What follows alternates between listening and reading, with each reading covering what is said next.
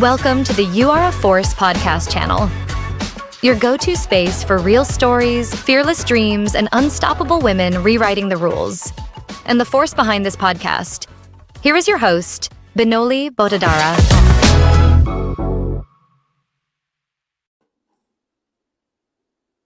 Hi everyone, welcome to You Are a Force, the podcast where we celebrate women who refuse to let limits define them. I'm your host Binoli Botadara, and today I have someone very special. She is a master of quiet power. She has built a career not by fitting in a mold but just expanding it. 16 years ago, she arrived in London with a very basic English, self-described introverted nature, and she also did not follow any social scripts, no football following, no popular TV shows she had watched, which you can talk in the British English language. But she became someone very, very powerful in the world she operates into, with the curiosity over conversations and the long-term impact over short-term approval. She's a Harvard Business School graduate, a successful financial professional, an entrepreneur, business leader across 3 startups and 3 global financial institutions. She is a living proof that there is more than one way to build influence, resilience, and power. So it's my absolute honor to have someone very, very special, Mandy Chiu. Mandy, thank you so much for being on You Are a Force. Thank you, Binoli. It's a pleasure to be here. Thanks for inviting me. Thank you. It's absolutely a pleasure, because while I was actually looking at your profile, I was like, oh my God, I know this girl, because there's so much I could resonate with your story and your journey, because I have also been the outlier in the world I'm in. So I cannot wait to actually deep dive into your journey. So thank you for being here. Mandy, I'm going to start with a very top. Okay, I want to know that where did you grow up, if you can share with us? How was the childhood like? Did you even dream about market liquidity, spreadsheets, everything what you do right now? Or you had like an outlandish plan to become an astronaut or something really bizarre? Yeah, no, thank you. No spreadsheets, unfortunately. I would say I met spreadsheets when I was in uni, and I could not live without it these days, right? Really? It governs my life these days. But definitely not thinking about spreadsheet, because back then we didn't even have a computer at home. So I was not that ahead of my time. But the teacher, I remember growing up, one teacher used to describe me as a boy trapped in a girl's body. And for various reasons, I was full of energy. I would not walk if I could run, and I would not run if I could run really fast. So my knees are always covered in scratches and blood. And naturally, I represented my school in the athletics team. So I was running most of the time. And that was one of the happiest moments in my life, actually. I was training for 2 hours every day. Really? Aside from that, I was also quite, the way my teachers and my parents described me was I was quite rebellious. But in my head, I was not being rebellious. I was a very analytical and logical person. I want to find logic in everything. And when I couldn't understand the logic, I asked the question, right? But asking question in their eyes is challenging. Yes. And for me, I also never hesitated to suggest something else. I was like, have we tried this? Have we thought about that? And all those habits in their eyes is called rebellious, right? And you remember those days where you, as a kid, you're just supposed to listen, right? You're not supposed to have mouths, you're just supposed to have ears. That's the Asian parenting. Absolutely. I was about to say that. That's very Yeah. And something quite strange about my upbringing is also, we didn't have a TV at home. okay. Not because we can't afford it, but because the parents didn't want it. Really? So my mom was a teacher, and she has this very unique worldview about 3C devices. Okay. Now, look back, she was probably way ahead of her time about 3C devices, but back then she was really against it. Wow. And what that means, it was also was quite interesting, is that I had a lot of time for other things. And like sports, for example, I could You're spend 2 hours training without any not problem. distracted. Yeah. Exactly. And then I also spend a lot of time reading. So my parents, they love reading. So at home, we have a lot of books. And there's a wide range of the variety of books, including English literature, history, and everything. And I just picked up any book I like and I just read them. And I think that probably also planted some seeds in my head about sort of eventually exploring other side of the world in the later part of my life, maybe subconsciously, I guess.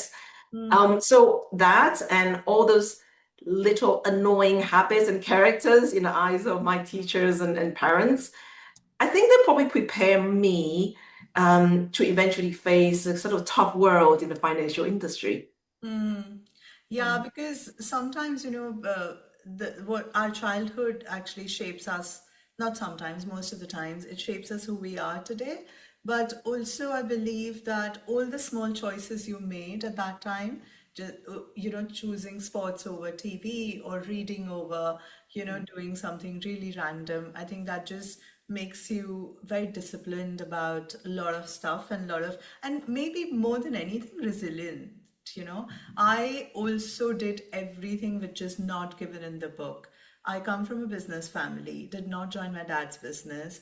And girls in my community don't really study much. If they study, they pretty much study to get married because you're more marriageable. Because if you're a woman, your life's objective is to find a boy, get married, have children. That's it. I mean, Yeah. if you're Yeah. ambitious, then you're looked down upon, literally. And when I started working, everyone's like, "Well, why do you need money? Like, why are you doing a job?" And then I came and told my parents that I want to move the city. So I moved to Bombay to work because that's a financial capital in India.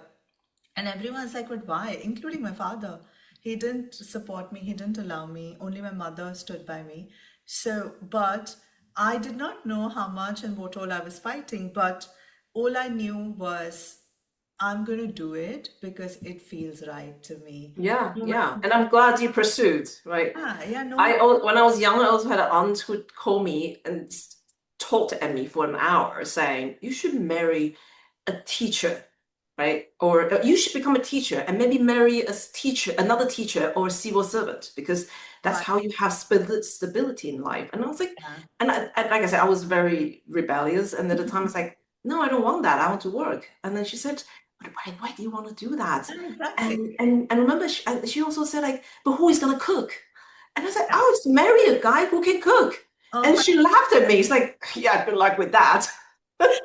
I still don't know how to cook. And when my parents, a lot of relatives used to tell my mom that you haven't taught her, she doesn't know.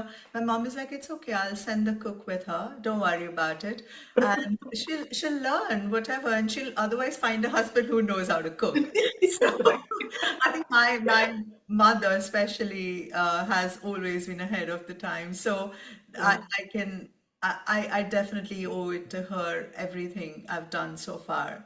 But Mandy, you moved to London Mhm. with very little basic English as your second or third language, and had no interest in football, which is like the conversation apart from weather, which everyone starts and ends with. I did learn to talk about weather though, so Yeah, that was yeah, me progress. too. So in the city, when you started working, or basically when you wanted to get in, it was like showing up at a rock concert with a flute, right? So because your demeanor is very soft and you're introverted, how did that quietness of yours actually became a superpower? Yeah. So you're absolutely right. When I came here, I didn't think too much of it. But now I look back, I didn't have a lot of winning cards in this country. And I'm so glad I didn't think much about it, because if I did, I probably wouldn't have started. And I'm glad I did, and being so naive about what's ahead of me. And one example was, I remember when I first moved to this country, I was terrified of salad bars. And you would think, how could a salad bar so terrifying? I mean, you just don't understand. Like, it was so efficient. It moved so quickly, right? They look at you sometimes with a knife or with a spoon and ask you, what brand you want and what feelings you want, what sauce, and it moves so quickly. And at the time, I didn't even know what guacamole was, so it was terrifying, right? But I think I've come through that, and I think to your point, not having a winning card, but sometimes I reflect on that. Uh, I think all this personality tests I've done show that I had this propensity of high achiever, a propensity, and is really like a goal-oriented person. And I think probably that perseverance and persistence set the foundation of this sort of quiet superpower, as you put it. Mm-hmm. And also, I think over the years, I do believe that this is a long run, and people can see when you're adding value, when you deliver quality work, and they can also see that you are a good person. Like it's a person they can trust. Yeah. And over the years, I really built this network of very positive people around me, and positive not being just saying all the nice things to me, but Yeah. being willing to give me negative feedback when I wasn't quite on the right track, and Yeah. someone I can go for advice, and vice versa. I did the same for them, right? So that kind of decades of relationship really built the foundation. And I will say like why is so important to me, not just because I have a positive people to go to, but also because when you have different type of people who are trying to grind you down, you are less affected because their opinions are much less significant when No. you know such a large group of people who really trusted you and they Yeah. believe that you are Exactly. worth it. And I think that was very important to set the foundation of it. The other thing is curiosity. I think you mentioned earlier on, and I'm so impressed you picked that up, right? I think curiosity is something that really drives me. I came to this country with curiosity, right? I came here to understand the culture, the humor. I didn't understand life of Brian for a very long time, but now I do. So that is progress. To understand the cuisine, right? Why did they cook the way they did, Yeah. right? But in that reflects on how I deal with other people in my personal lives and work as well. Um, I'm curious about I'm curious about them, right? So as you can imagine, networking is super terrifying to me. Really. It consumes so much energy. Yeah. And the reason started really enjoy it was because I put my curiosity at the front line. I went there to understand the people, to find out what they do, find out their problems and challenges, and sometimes find out maybe there's something I could help. And if you put that sort of mindset in place, then I think networking becomes a lot more enjoyable. But having said that, I think the other thing is also I'm becoming much better at managing my energy over the years because I got to know myself a lot better. So I know when to take a break before it becomes too much, before I became exhausted. Yeah. Right. So sometimes I met people, I spoke at an event and people say, you don't strike me as an introvert. I was like, yeah, but you don't understand. After this, I'm going to have to take a very, very long break and lock myself in a room for a few days before I can talk to other people. But yeah, but it was a sort of a self-discovering process. Yeah, and I'm sure that it makes you look effortless, but I'm sure there's so much you do to make it look effortless, when you meet strangers, because I mean I'm surrounded by introverted. I'm completely extroverted, but I don't know, some reason I navigate myself towards, so most of my best friends are all introverted. So I do know that they feel so conscious with the presence of a lot of people, and they have to actually really, really try hard. So, I mean, well done you for doing that and making it look so effortless. But speaking of break, and speaking of taking, pause, you went to Harvard Business School and did your master's. So it was like a midlife exploration, right? So someone who is actually constantly running on a treadmill in the city, and that's what's expected out of you. How did you give permission to actually take a pause to yourself? And once the city noise had actually faded, what was the biggest learning looking back from Harvard, or that experience you took back with you?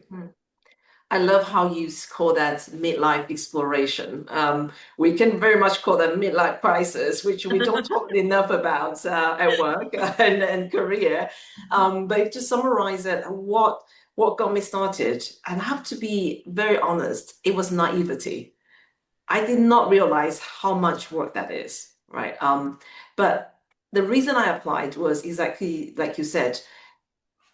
We've been running on the treadmill, and there never was a break to slow down and think about, why am I doing this? What am I doing next?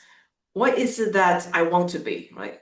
Because the work just pile on, you deliver, you take pride in it, but you miss the vision of it. And that was the reason why I took that break. Okay. But it was really not a break. I'll tell you more about what we did. So I had this very naive view that I was going to maternity leave and have 1 year break, that I can do whatever I want. And that was the first child. I didn't know much about it, so I did it.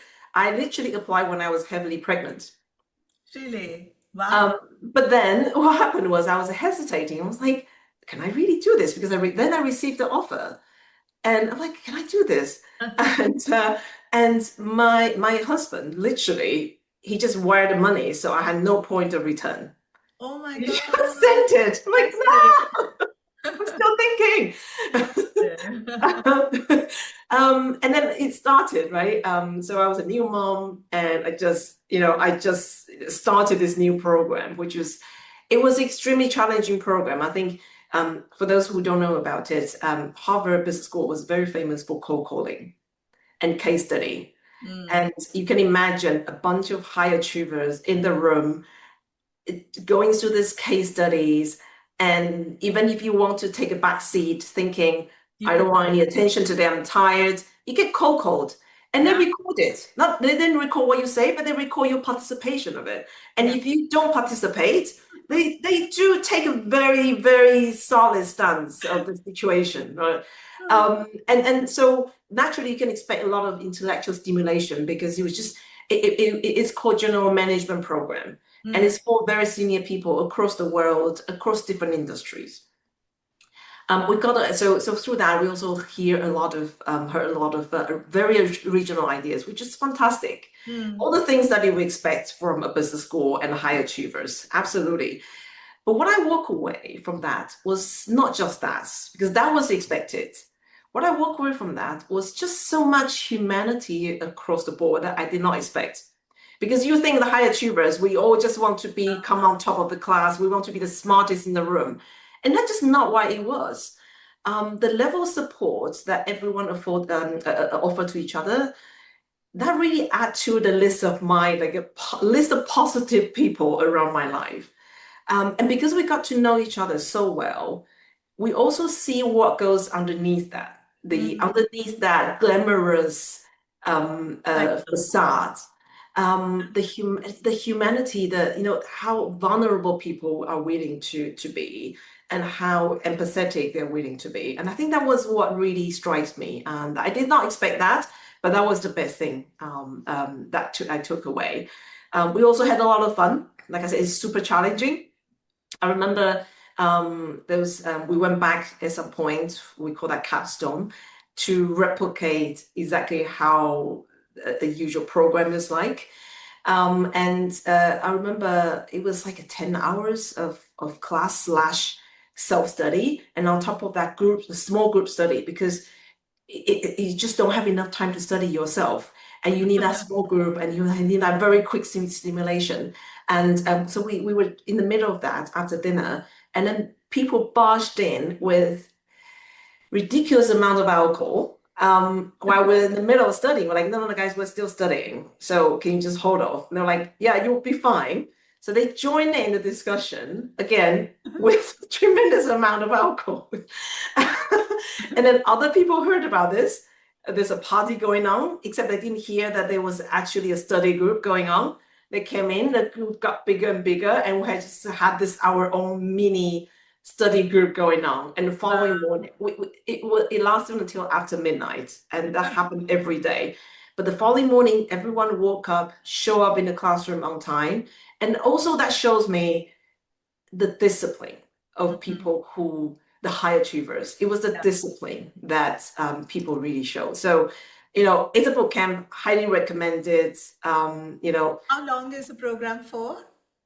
It was in total was 4 months, but 2 months was self-study, self-paced, and 2 months in campus. But I think they've changed it now. So there was also an online portion of it because they found that it worked so well during COVID that it attracted more people all around the world, and especially attracted more women. Okay. So I think they are doing different combinations now. Yeah. Yeah. I also did my second master's from LBS to optimize the opportunity of COVID because Yeah. the whole world had come to a standstill, and I thought this is a perfect time because the opportunity cost is so high. I'm going to do this and I literally, out of whim, I applied to Harvard, Stanford, Wharton, Columbia, and that's when Stanford introduced me to the Sloan Masters, which I ended up doing, and then LBS gave me part scholarship. So, and London is closer to home, everything. So it just made sense, and I totally understand what you were saying because when I came to the classroom, I mean, I've told you before, I'm very extroverted, I talk a lot. But when I came to this classroom, there was such intelligent, intellectual, high achievers in the class because it's for a mid-career people. And people were listening. They just did not want to jump and talk. Exactly. And that's what I learned from my LBS experience, that you don't have to talk just for the sake of it. Just Yeah. listen, be a good listener. There's a reason why you have two ears and one mouth, right? Exactly. Yeah. And I remember we had this small group which we really obviously, had to support each other and study together. And our group happened to be full of introverts. And so we played this game, which we said, I don't know if all my colleagues know. I hope they don't listen to this, but we played this game during the class. It's a bingo. And you Okay. need to put you need to, and the game was you put some of the names down, and if someone talks in the class, then you obviously tick the box. Obviously, you put the name of people who raise their hand the most. Sure. But there was a rule, which is you have to put your own name down as well. So when you get to a point when you want to win the bingo and your name is on the top of that list, you have to raise your hand. Yeah. So we played this game in Sounds our fun. small group. Yeah, amazing. Amazing. But you've moved, Mandy, across different roles in your career from the client facing to product, and which is, and way back in 2005 when you chose to get into ETFs, that was like a not super cool what it is today, or it was not very popular as well. So, how many times did you have to convince people that an ETF is not a spam to begin with? And why, or rather, what has actually gone right in that wrapper, which looking back in the landscape, you think that 20 years ago you went in, because now it's like 13 trillion global market share of ETFs are into it. So if you can give us some perspective of why did you get into it and what do you think actually worked apart from just the cost element? What do you Yeah, of course. Yeah. I rarely think about when I choose a career, I rarely think about whether it's cool or not. I only think about whether I believe in this product or this thing I'm building. And I do believe that if you believe in something, that passion shines through and people will follow. So I more think about, is this something I want to spend 8 to 10 hours a day?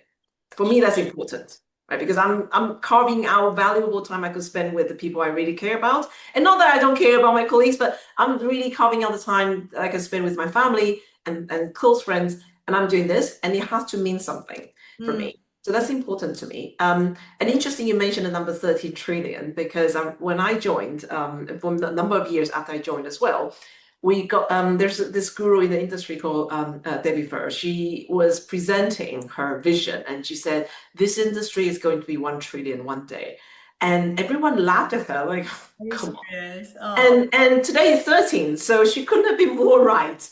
And the thing is, like I said, I'm a bit rebellious, right? So doing something uncool is actually quite cool to me. I don't really care if it's cool or not.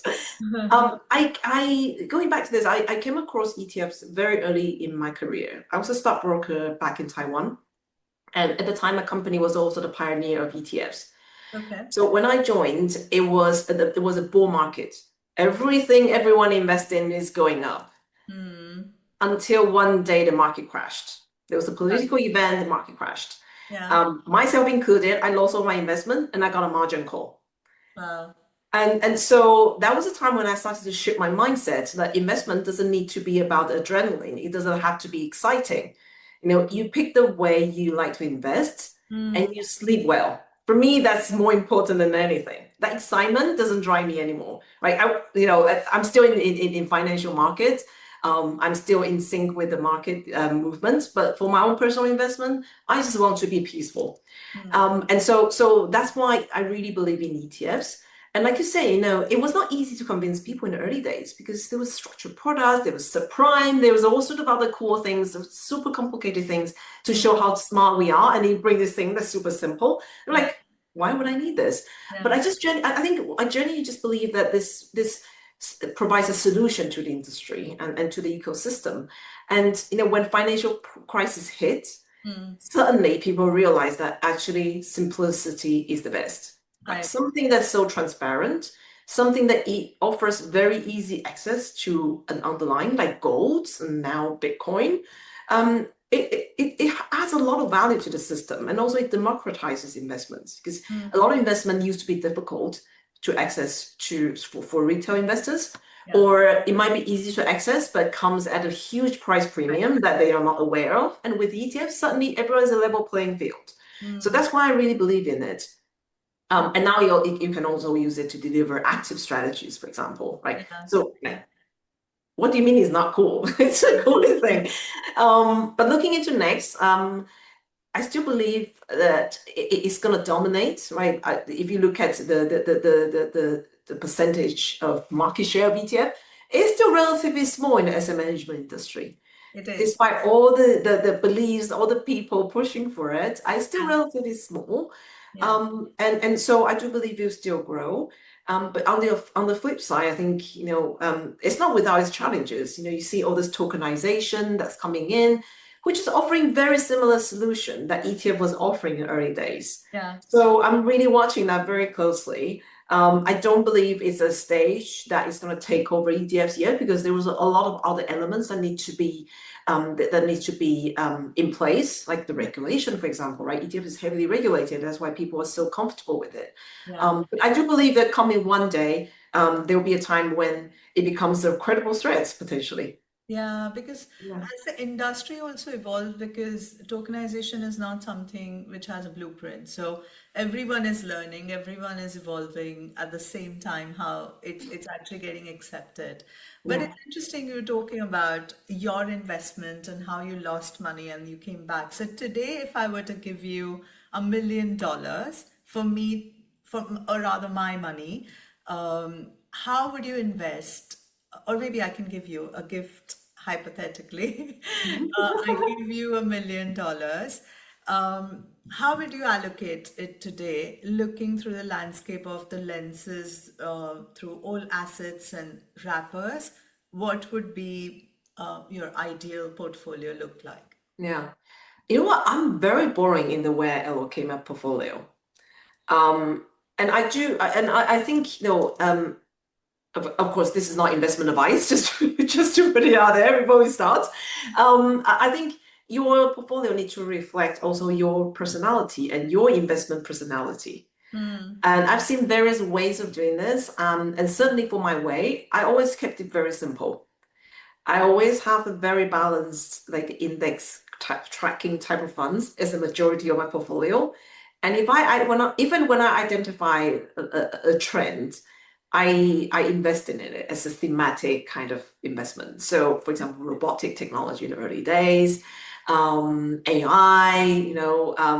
At some point, I also invest in some of the clean energy strategies, for example. And on top of that, I also have something that's quite nuanced. I call that maybe more like the spice in my portfolio.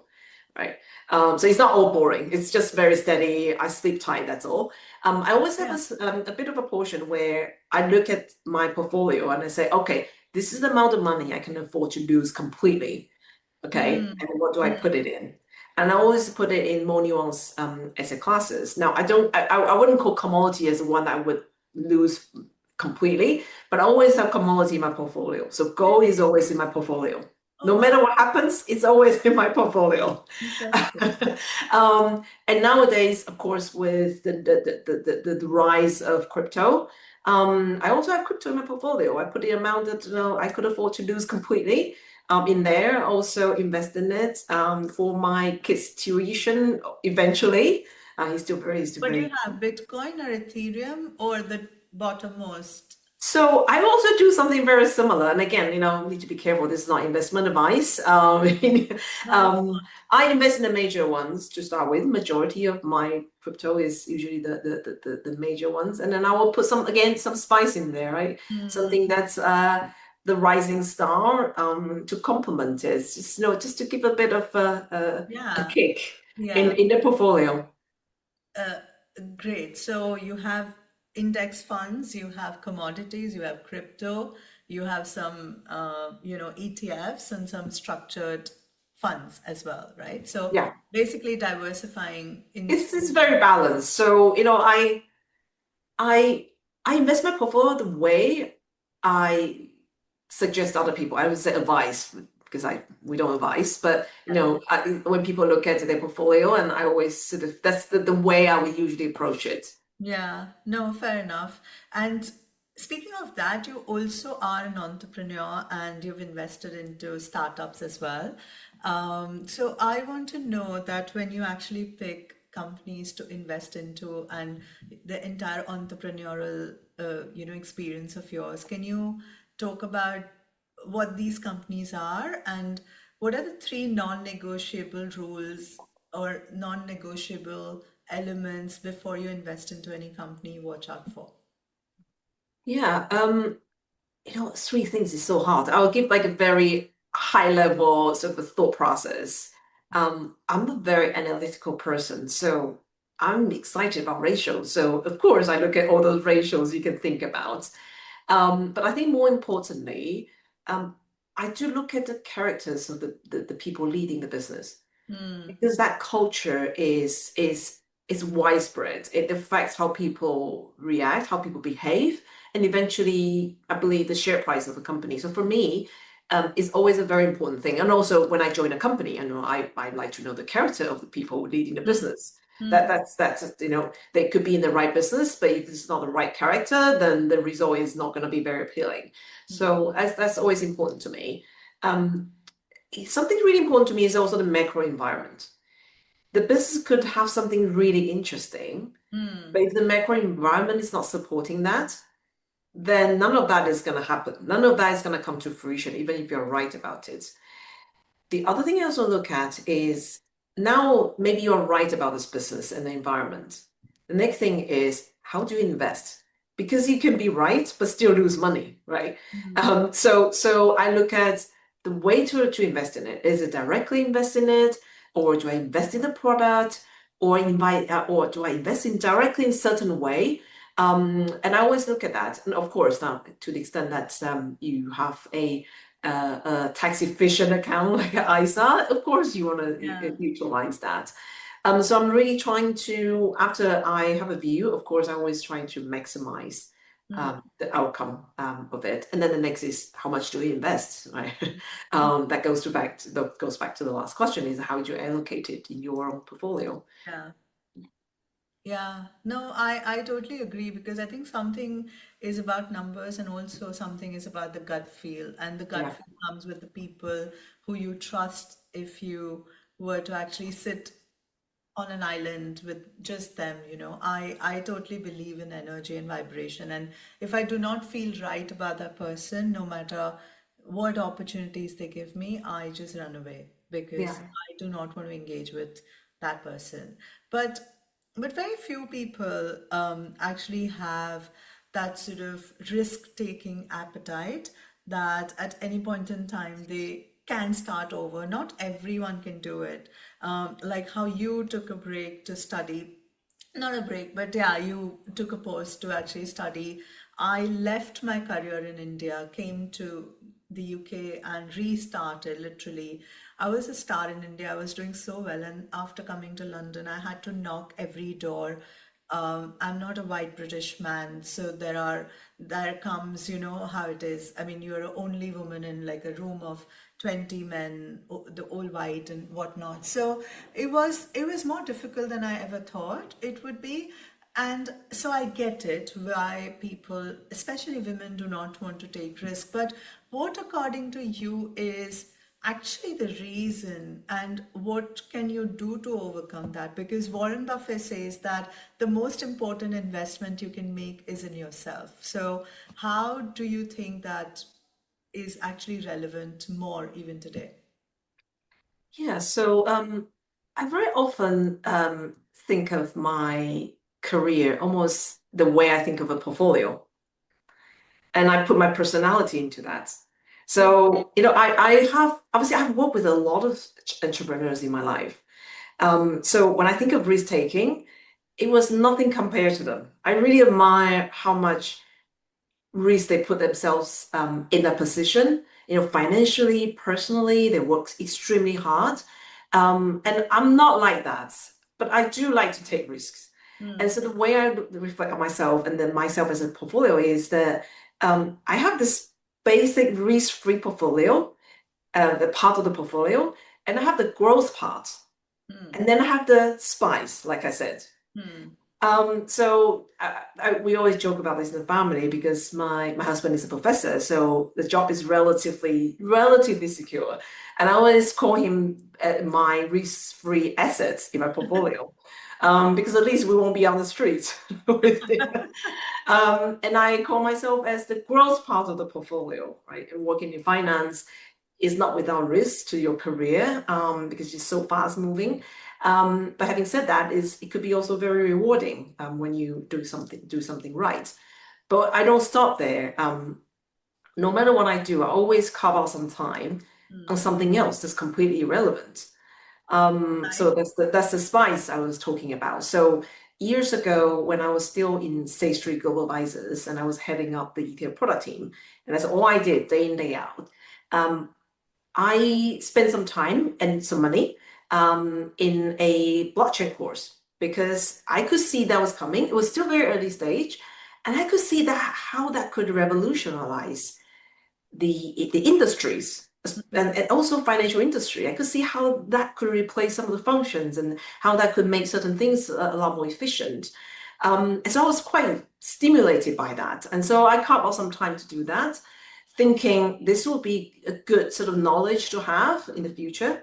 Never thought about getting a job there, just to be clear, but was more like the spice and a bit of a risk I invested in. And I think that sort of curiosity and commitment probably had shown through when I was interviewing for my current role. And so I always carve out some time to do something completely different.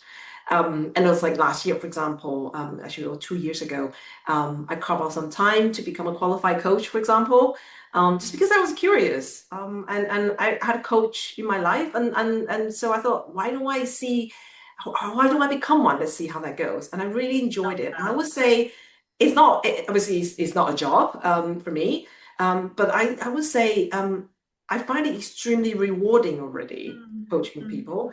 And I also helped my parenting and helped me as a manager as well. So I always do a little bit of new things on the side. Love that. So what are you doing right now? Like, is there any area, the spiciness which you are navigating towards? Yeah, I'm taking some more courses on the side. And one thing completely relevant here is that I'm learning two things. I want to learn about piano. I started, but I stopped, so I'm gonna pick that up again. And something my husband and I were talking about was this year we should learn a new skill together. And he gave me this idea that why don't we learn how to build an app from scratch? Amazing. Love that. I'm still assessing this idea at the moment, but I think I might do that. Go for it. Go for Yeah. it. And Mandy, you recently, not recently, but you moved from a hardcore traditional products into the asset management, also in venturing into DeFi. And then when the world is a bit skeptical even today, but it's still here to stay because I've also jumped with both my feet into it. So, um, what what according to you, you believe that would be the trend going forward into this world? And how do you see, with the mainstream of BlackRocks and JP Morgans coming into it, would also open the floodgates? Yeah. So I joined the industry about 3 years ago, 3 years ago. And before that, I was watching the industry from very far away. Like I said, I took this class and I was really trying to understand it.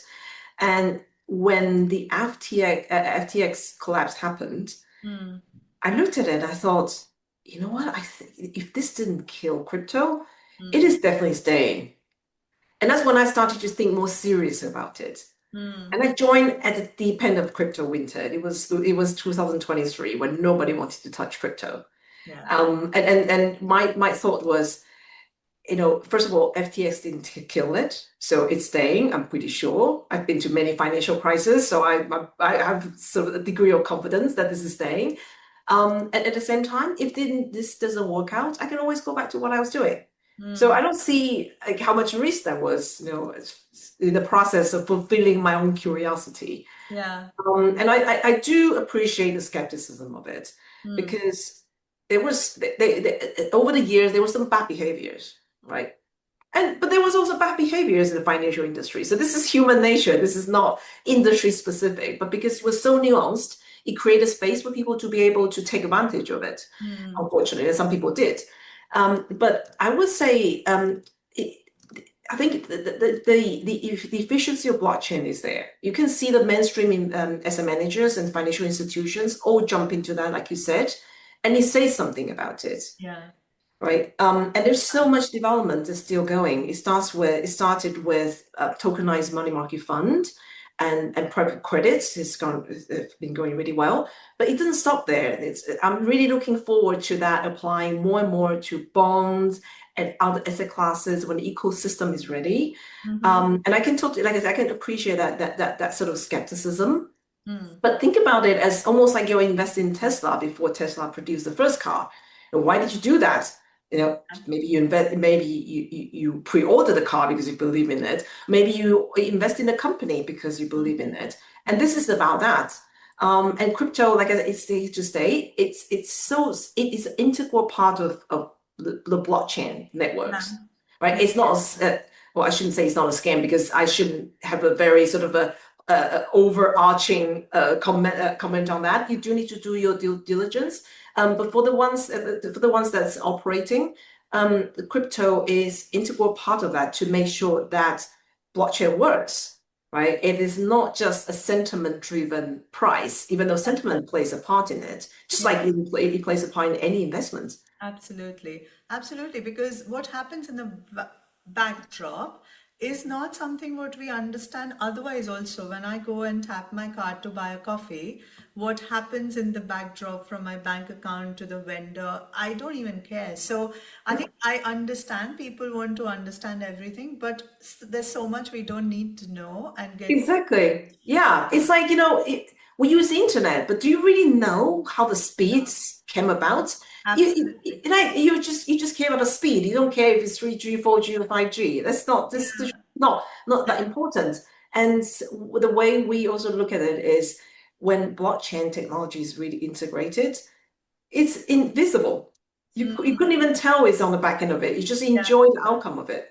Correct, absolutely. And stablecoin is actually getting a spotlight. I was reading this BlackRock, recent reviews and actually their plan for 2026. And it said that 3.5 trillion is actually being hit in the stablecoin ecosystem almost on a daily basis. So 2026, it is coming from the niche to the mainstream pretty much. Do you have any other areas apart from stablecoin where you are watching, where you think it's going to explode in the coming few years?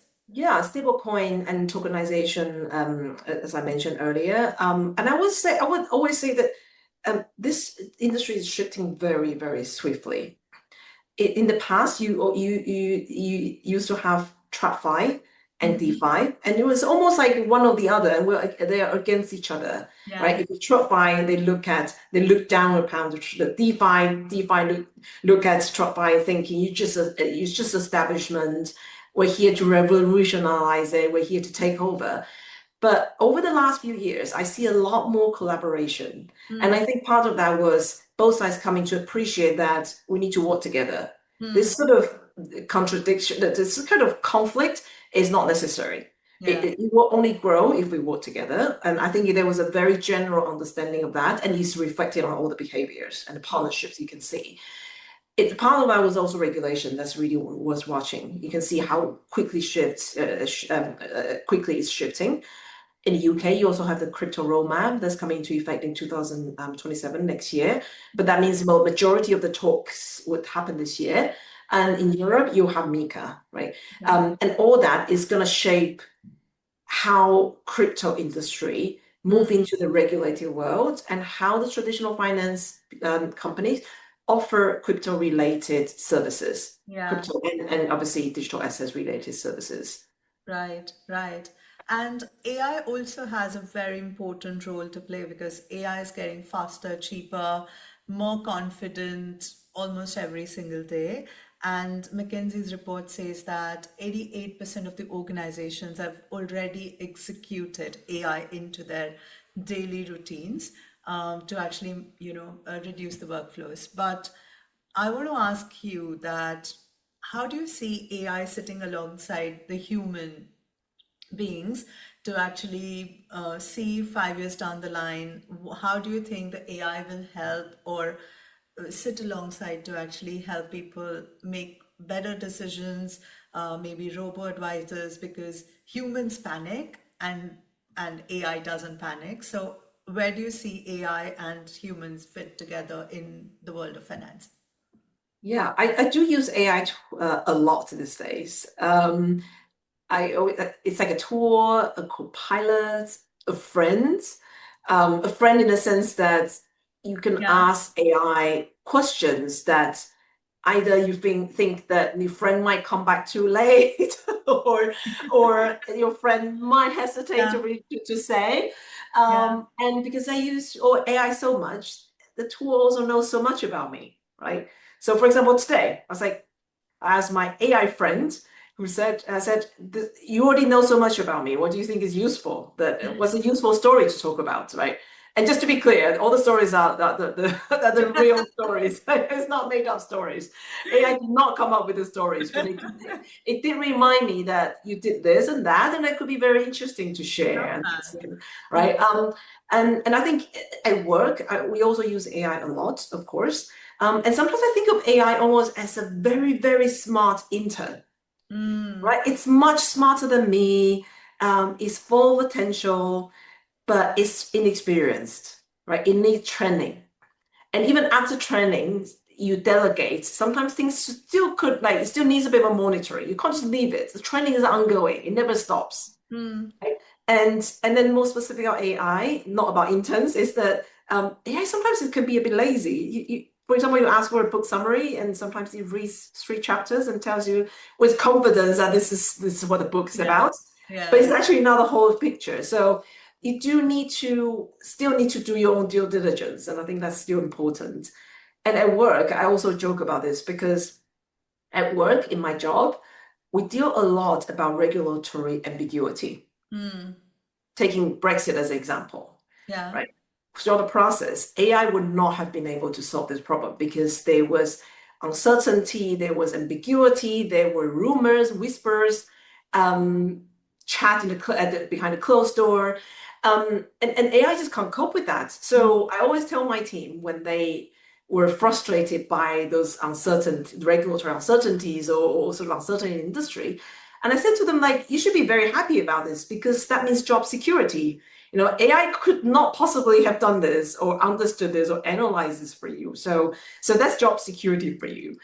I also reflect that on my personal life. For example, now I want to learn piano because the humanity part becomes ever increasingly more and more important with that.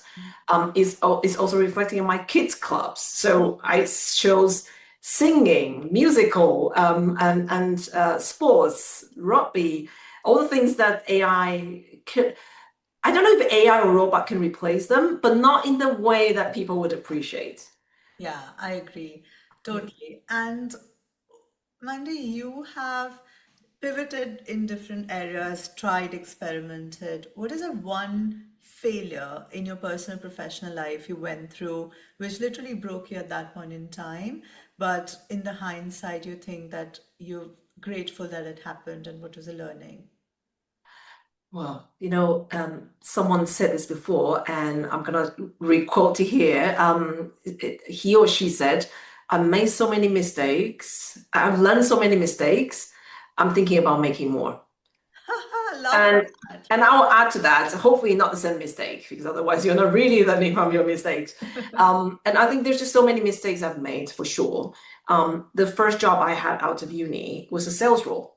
So before, when I was still in uni, I was already trading derivatives. So I was really energized by this. And so when I was looking for the first job, it's very natural, stockbroker selling options and futures, very natural job for me. Sales, of course, I've been very active in school and uni. Sales is just an extension of that. And so I joined. Now, I just want to say, I wouldn't say I failed, but I definitely didn't thrive. Because what I discovered was I didn't actually, I think that was the moment I realized I'm actually an introvert, despite how active I was in school. That's a completely different thing.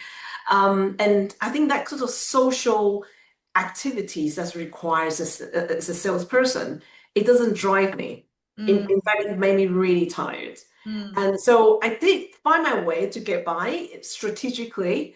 But like I said, I'm not thriving.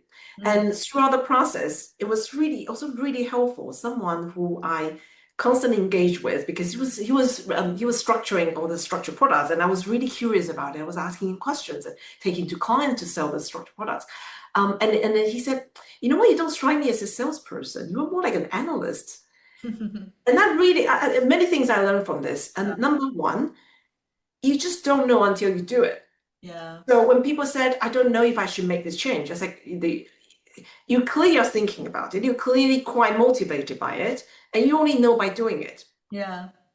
And the second thing is, even though, like I said, I didn't thrive, I learned so much from this job that now eventually when I landed as a head of product or product executives, I work very well with salespeople because I understand the challenges they face. And in my view, as a product person, you cannot succeed without a close relationship, or without working well with the sales team. Yeah. And that's not to say relationships with other team are not important. These are given. The Yeah. other things are given. But to be really successful, product and sales need to work very closely together and really understand each other and very collaborate. And so that really helped me because I understand what they're going through and I really appreciate them because they did the things I couldn't do. So when I watch them with admiration of what they are doing. Sure.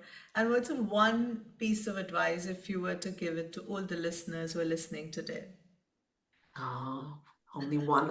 So hard. You can do um, two.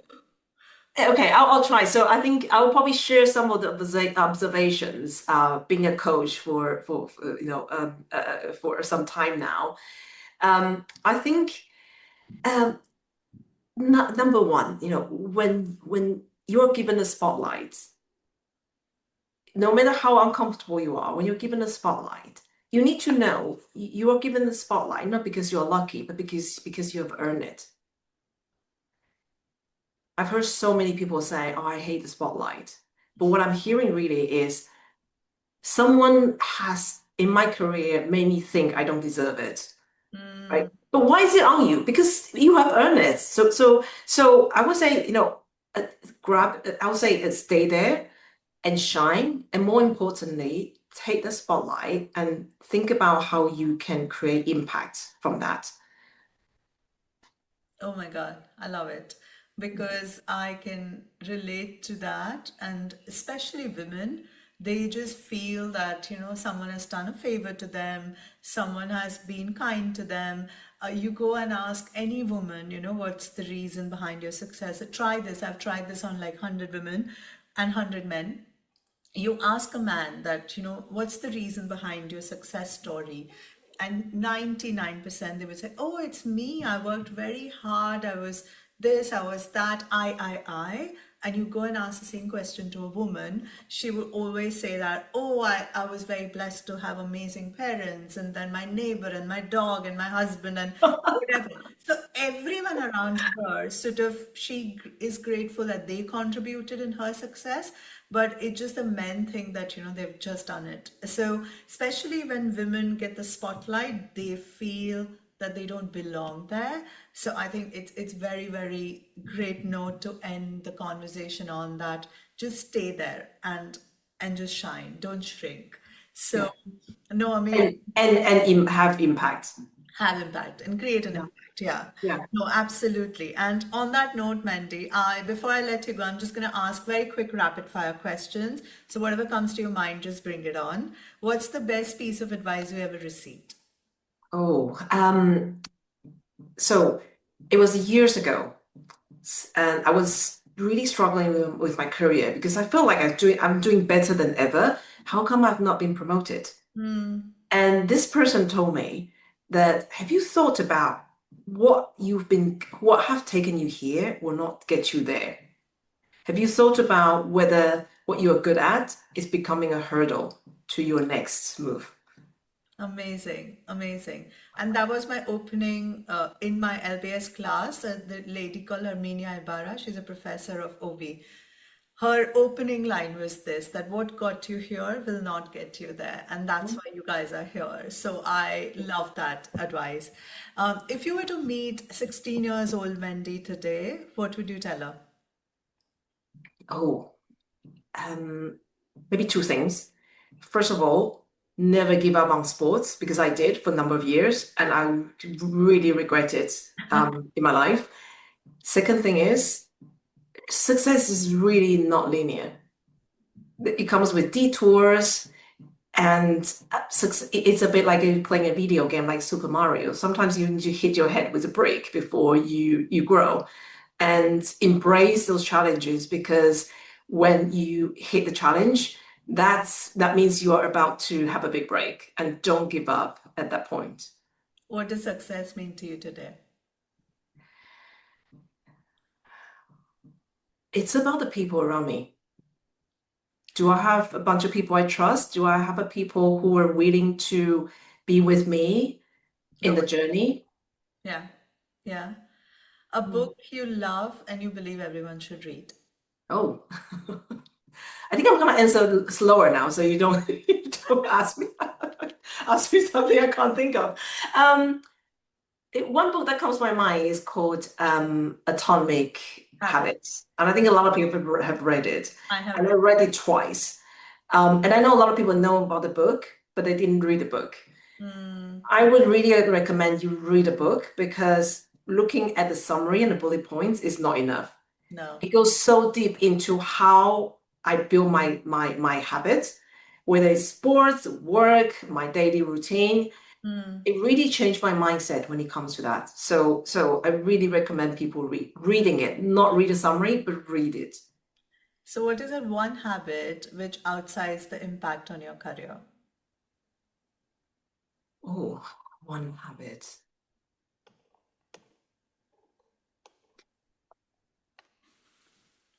I don't know if I would say like a huge impact, but every morning I had this habit of listening to Radio 4. And what it does is it really energizes me first in the morning. to the extent I don't eat coffee anymore after I listen to those debate in the radio. Really? Within a short period of time, I know what's going on in the world. I heard the debates, and feeling really energized first thing in the morning. Amazing. And apart from Radio 4, what other podcasts or news sources or newsletters you read or you get your intel from? So, well, I do listen to FT podcast every day, as you can imagine. Mhm. I listen to a podcast called High Achiever as well, which just talks Okay. about exactly all the struggles you just mentioned and we just shared. I also listen to crypto podcasts, as you can imagine. So there's news a podcast, but there's also there's one called Coin Bureau, which I really like because it talks quite deeply about crypto, but in a very simple way. And Mhm. what I really like about it is it was not like it does not carry out it's not carried out in a very exciting voice. It carried out in a very calm voice. And Mm. that's what I really like about it. I like this little calm voice talking about this cutting edge Yeah. investment, and describing the very simple way that anyone could understand. Sure. I'm gonna, write that in the description so that people can actually, Yeah. go and listen to those. And if you were to advise women or men to be a part of any network in the city of London, any communities or any networks you would recommend people to be a part of? So I'm obviously very biased. I'm a CFA charter holder, so I would recommend people to join that. Um, it, so it covers the events, covers things that were really about the technical skills, but also the soft skills. So I would definitely recommend that. But if someone is not the CFA charter, CFA holder, You can still join. okay, Yeah, okay. the UK CFA UK. Okay, okay. Yeah. And any other networking events or any other thing which is happening in the world of crypto or which you think people should identify to actually be a part of? Because there's Yeah. so much going on at this point in time. Yeah, I mean, there's so many, and I know there's one coming up in February in London. Mm. I need to make sure I get the name right. I think it's called Digital SF Forum. Okay. And throughout the year, I would just say pay attention to all these events. And there's also one called a Digital Asset Summit, which is sort of quite sort of speaking to institutional investors. I spoke there last year and really enjoyed it. Mhm. The quality of the speakers as well, and just the way the event was run was also very well done. Okay. And like I said, watch out for events. There's so many. Where do you see Try that? it out. Where do you get that information of the events or things happening? Because there's so much, because I'm trying to like get my head into it and it's like an ocean, it's overwhelming. That you Yeah. like because I was actually thinking of going to Davos this year, but when I started to understand and learn, it's like so much and it's overwhelming. So Yeah. the reason I'm asking is to actually filter out the noise and just try and go into the best one which fits for you. Yeah, I would say I can't tell you which one's the best one. And the reason being, each event comes in a very, very different angle. You might think digital assets is one theme, but within that, you have digital assets, you have institutional investors focus, you have very degen kind of focus. You Hmm. also have tokenization focus. So Hmm. it really depends on what you like. Right. And I totally know what you mean. Like, where did you find them? And it's not easy. So I would say there's some news channels like Bloodworks Yeah. that has quite a lot of those information going on. Um, Google is your friend. Search for those events because what I found is once you start with one, you start to get invitation to the side events. Hmm. And the side events will lead to future events notifications because there's not one central place that tells you where all these events are. Fair. But once you start, you would at some point complain how many invitations you get. Fair enough, but it's a good problem to have. Yes, it is. So, on that note, Mandy, thank you so much for sharing your journey. Thank you. You've shown us that progress doesn't require changing who you are. and you can just double down on your strengths, and it requires the understanding what you have already and just go all in with that. So thank you for sharing very candid journey. And to all the listeners, remember, this is not just a podcast. It's a space to think it out loud, to sit with better questions, and to feel supported amongst one another, because it's a reminder that your body carries its own wisdom, and that career is something you shape, not just something which defines you. So on that note, stay powerful, stay hungry, and stay foolish. Just like Mandy, you are also a force. See you until next time. Bye. Thank you. Thank you.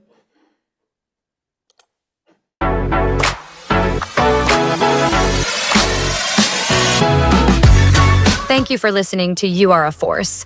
Hit subscribe and join us next week for more powerful stories from women rewriting the rules. Until then, keep building, keep leading, and remember, you are a force.